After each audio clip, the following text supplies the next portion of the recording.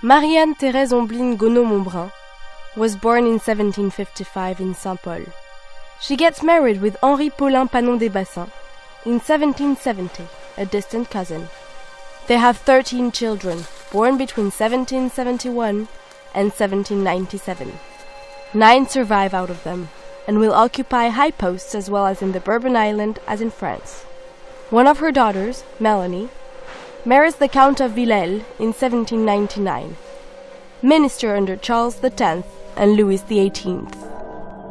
After her husband dies in 1800, that wealthy landowner takes advantage of her sons, Joseph and Charles' advice, to remain as the head of her property in Saint-Gilles-Léaux for 40 years, and to goal the production towards the sugarcane culture.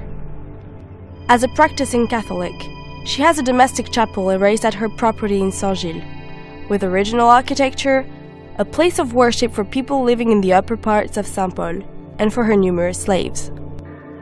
A woman and a female master, her enlightened spirit is the reason why she was named the Second Providence during the first half of the 19th century.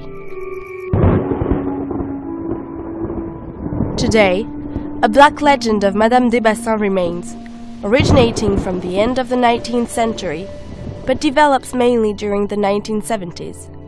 It makes a cruel being out of her, devoid of any humanity and whose soul is condemned to pay for her crimes at the bottom of the Fournaise volcano.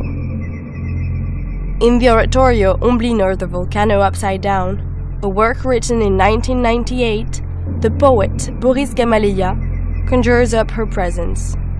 She is coming. Do not hide anymore one into another. Sleep. Dream. She lost her whiteness, the madness of her absoluteness. She is falling and rising, a camp of dreams for our factory people. And on our wounds, silence of blue truth.